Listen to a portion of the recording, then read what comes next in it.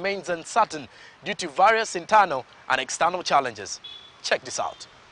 Welcome to the reading of the Monetary Policy Statement for the month of February 2025. Speaking at the release of the Monetary Policy Committee statement for February 2025, Dr. Atingi Ego, the Deputy Governor, Bank of Uganda, noted that while Uganda's economy remains resilient, the overall risks of the country's growth outlook are skewed to the downside. Inflation could be higher than projected if, 1, the domestic growth is stronger, driven by increased investments in the extractive industry, particularly mining and drilling, and effective government program implementation. Also, the geopolitical conflicts could escalate, disrupting the global supply chains further.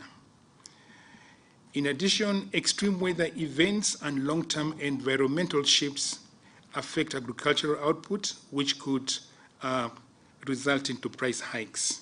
In response to the prevailing economic conditions, the central bank has therefore decided to maintain the central bank rate at 9.75% to support economic stability. The rate discount rate is 12.75% and the bank rate is at 13.75%. The MPC believes that the current CBR level is adequate to control inflation while fostering Uganda's economic growth and socio-economic transformation. The central bank also expressed concerns about the potential impact of global economic shifts on Uganda's economy. Specifically, spending cuts, new tariffs and policy changes by the US government are being monitored for their possible impacts. Core inflation remains elevated in US, and so the challenge with that, or the effect of that on the Ugandan economy, is that you tend to have a situation where portfolio investors who wanted to bring in money would say, okay, if the Fed is likely to maintain their rates high, why should we bring the money into Uganda? Like a pause in terms of capital inflows. So there are quite a number of implications depending on how this is going to be managed. How does it affect exchange rate? Also, it depends on the import content of some of these aid. If the import content was quite big, maybe it may not.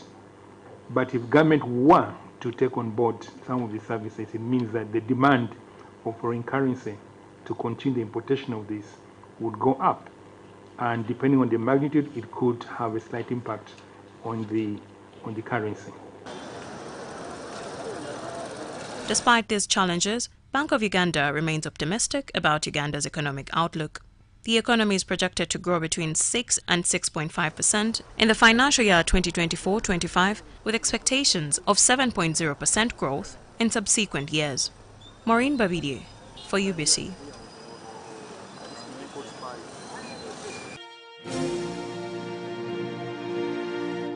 Inspire Coffee Africa Park Management in Ntungamo District has trained coffee farmers on viable coffee growing and post-handling recommendable practices. The company mobilized farmers from across the country in its preparation for massive takeoff of Uganda's coffee sector.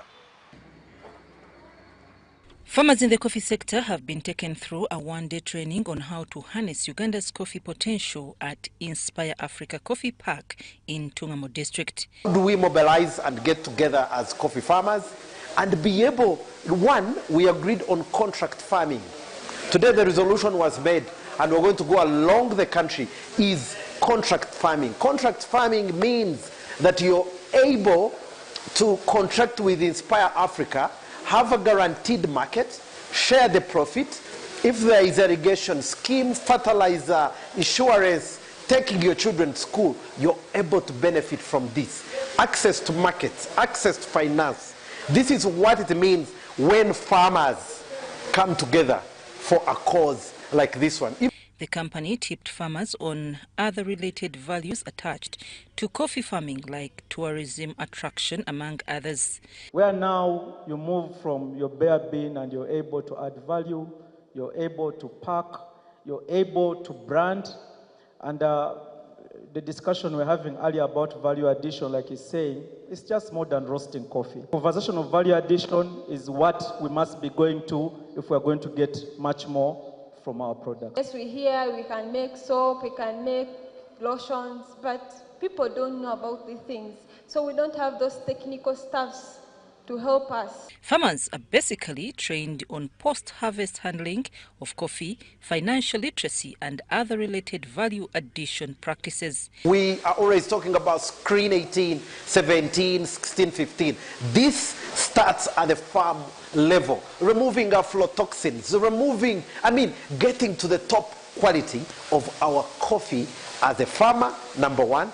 Number two, up to the production and as a country.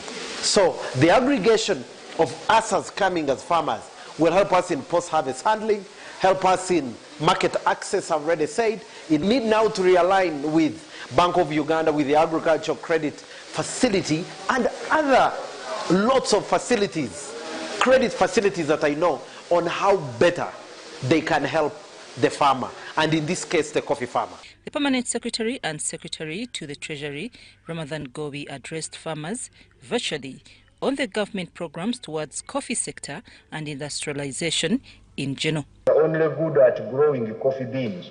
You don't need to sit them in a class. You don't need to sit them even in a tent or a group of 10. Just get the actions right, succeed. Then all of those who are around you are likely also to change the way they were thinking about things. For me, that's the best way. In other words, change the incentives. Human beings always respond to two things: incentive and danger. When you have a good incentive like that facility now incentivizes the farmers to produce good quality coffee, if it buys their coffee at a good price, a better price, processes it. So far, government has supported this private investment with at least 183 billion shillings with the intention of incentivizing domestic investors, particularly in the coffee sector, to bolster value addition.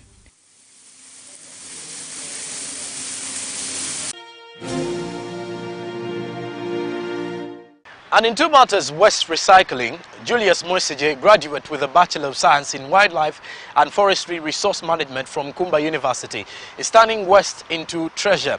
Mwesige has developed an innovative approach to recycling solid waste, particularly plastic waste, into useful new products. Ken Sonko interacted with young environmental activists in Entebbe. Where there is need, innovation follows. This is why Julius Mwesige, also known as Mr. Wildlife, has come out to address the growing problem of solid waste, especially in urban areas. As a conservation educator at the Uganda Wildlife Conservation Education Center in Entebbe, Julius is transforming waste into valuable products that contribute to environmental preservation. Uganda is still having a big challenge of plastic waste management, where to the point now plastics and other kind of solid waste are killing a lot of people, like you saw the scenario that happened in Chitezi. So how can plastics or waste kill people? It means that we have really failed to manage, so it's now waste managing us. Mwesige's passion for solid waste management dates back to his primary school days, where he organized cleanup initiatives in Entebbe to promote environmental cleanness and repurposing solid waste. This dedication to the cause has only deepened over the years. I was the president of Wildlife Club at Air Force Secondary School from my high school, so I had to engage my fellow learners at school and started having clean-up exercises from Katabi Central Market, Katabi Trading Center, and later we started working with the most schools around, from the school level now to other schools, engaging other schools. And this one helped us to clean now the forest, like Chituvuru Forest Reserve, which was one of the most polluted forests.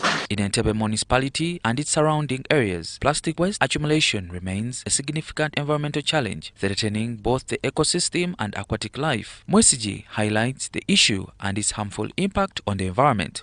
As an individual, I have seen some animals like tortoises being squeezed with plastics. Most especially, I found some tortoises here in Katabi in the landfill. of the Entebbe, and I was able to pick it and I brought it here to the zoo, and that tortoise I nicknamed it Figure 8.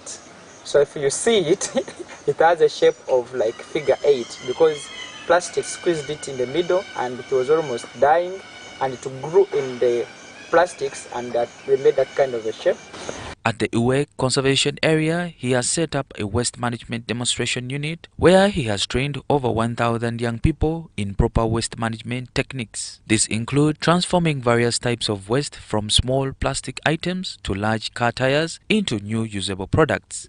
So as I was coordinating wildlife clubs, I found it very interesting now to educate the children in making of dustbins. And students were making dustbins, then also establishing backyard gardens using tires, using plastic bottles, and students started harvesting vegetables, supplement their diet at school.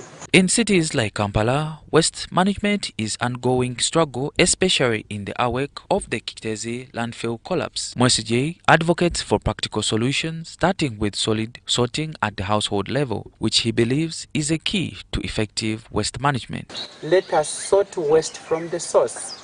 If we have sorted the waste from the source, from the main source, it is easy to manage. You can do a lot of products just out of waste. Through his continued work with the young people, he is making a meaningful impact on waste management practices and environmental sustainability in Uganda. Kenneth Chitandwe, reporting for UBC News.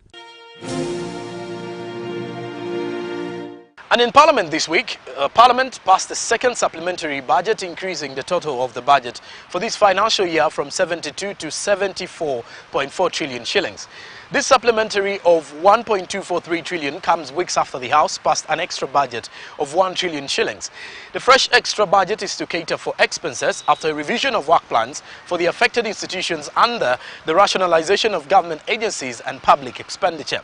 The budget was passed amid an objection from a section of the members in the opposition.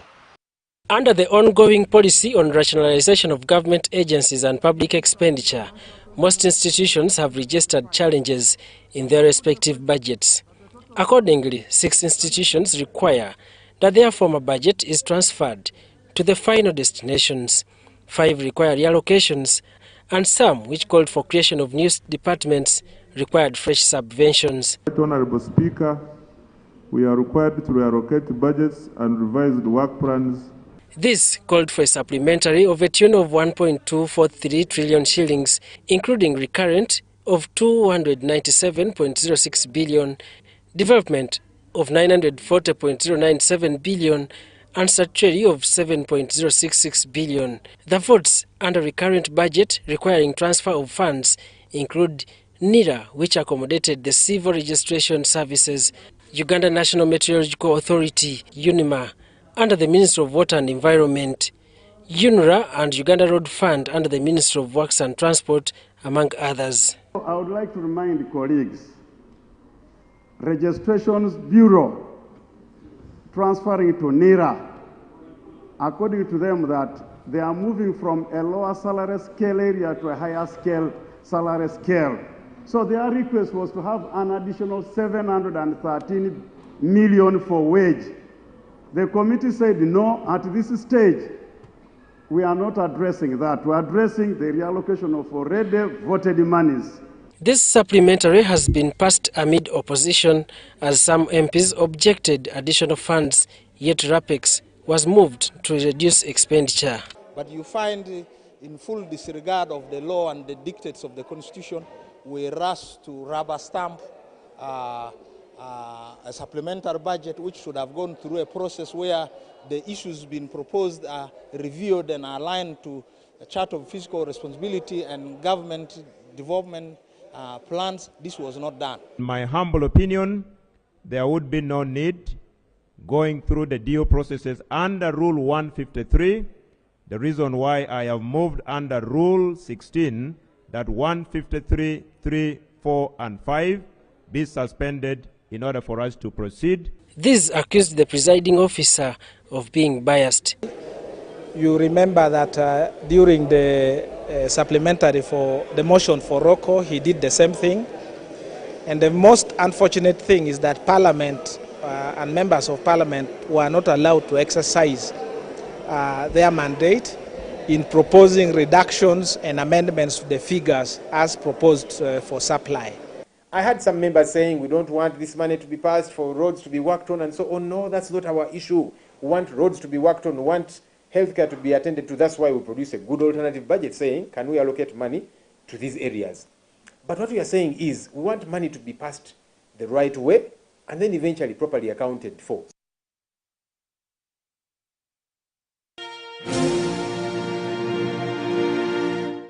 Two people drove away with two brand new Mitsubishi Canter trucks. The winners, one from Kampala and Barra, participated in the just concluded Vivo Energy's new lubricant campaign. The grand prize giveaway in Bwaise, Kampala suburb, brought business to a standstill. Let's have a look.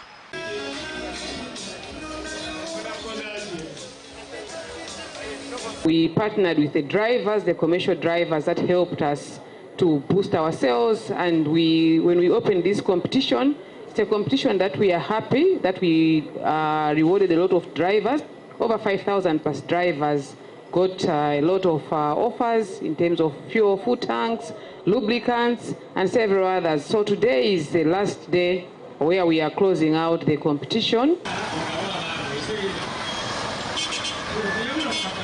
When we heard the cry of our customers in terms of how heavy the oil is and what they required, we landed Rimla R3X for specifically those vehicles, and we are glad to say that the customers are very happy with them, with the oil. So today we are privileged to reward our customers that are commercial customers, because we understand the value of their vehicles and what they do for us and what they need to optimize the service of these vehicles. So today we are privileged to hand over two Canters to two privileged customers who have been using our oil to service their vehicles.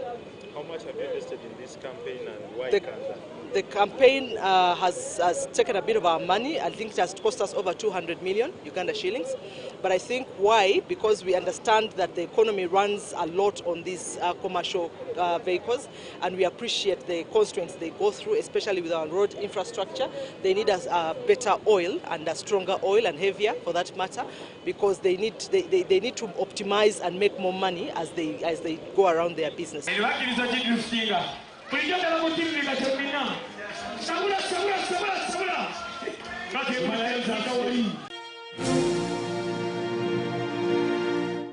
Just days into his second term as president, Donald Trump has reignited trade battles, imposing or threatening tariffs on key allies and trade partners. While experts warn of severe consequences for global economic growth and businesses, the impact on inflation-weary customers remains uncertain. We have a report from CGTN, America. From Oaxaca to Ottawa. It might mean opting for Canadian rye over Kentucky bourbon.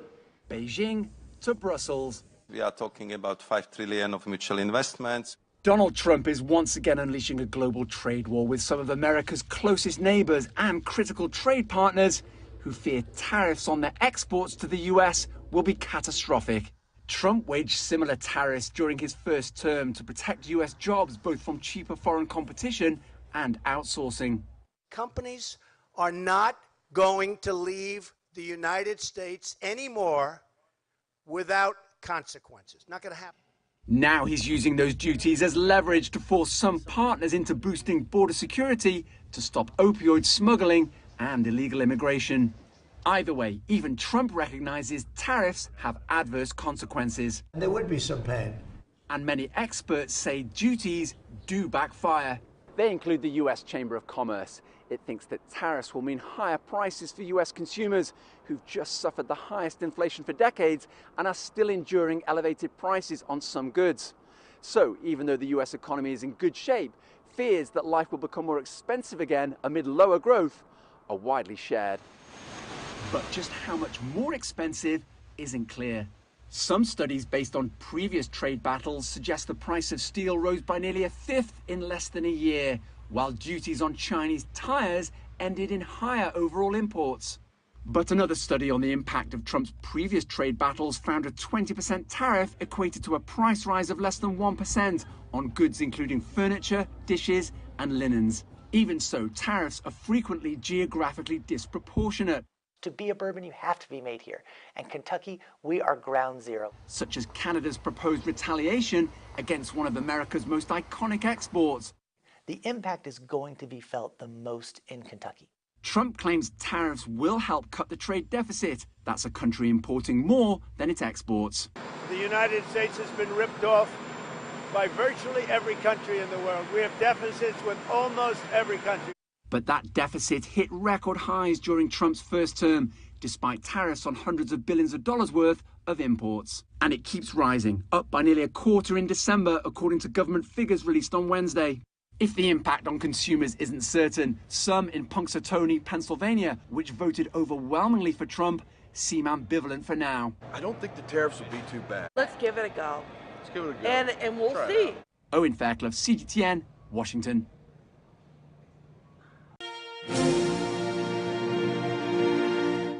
Murchison Falls National Park is experiencing a transformation, with new infrastructure springing up thanks to ongoing oil and gas development.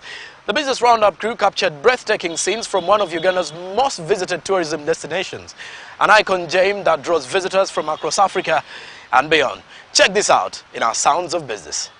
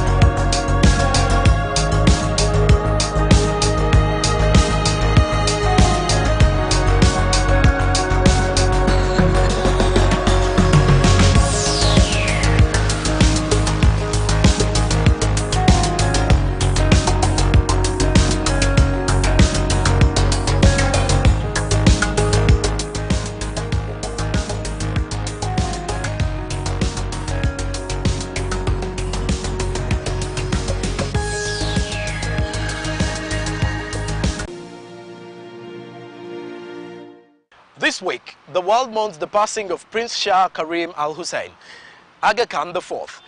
Even in his death, his remarkable legacy lives on through the Aga Khan Development Foundation and his many contributions to global development. As we reflect on this impact, we leave you with this question: what legacy will you leave when your time comes?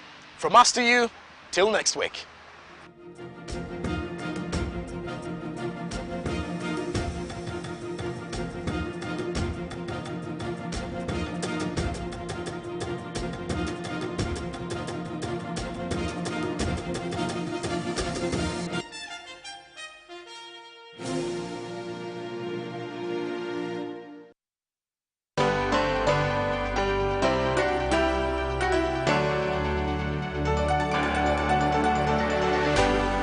UBC, inspiring Uganda. Looking for instant excitement? The Uganda National Lottery Spin for Cash game is now available online. Wherever you are, you can join the excitement for just 500, 1,000 and 2,000 Uganda shillings. Don't miss out. Register now on www.nationallottery.go.ug for a chance to win your share of 2 billion instantly. What are you waiting for? Play Spin for Cash now, anytime, anywhere. Ituba is the proud operator of the Uganda National Lottery. Uganda National Lottery. Dream, play, win. Participants must be 18 years or older. Play responsibly. The Uganda National Lottery is operated by Ituba Uganda and regulated by the National Lotteries and Gaming Regulatory Board. What's your plan for Valentine's? And no, don't say the farm stuff. All right, but just hear me out. What if I told you that I can grow you something better than roses? Better than roses? Okay, I want to hear this. You're actually making Valentine's a farming expo. No, I'm turning it into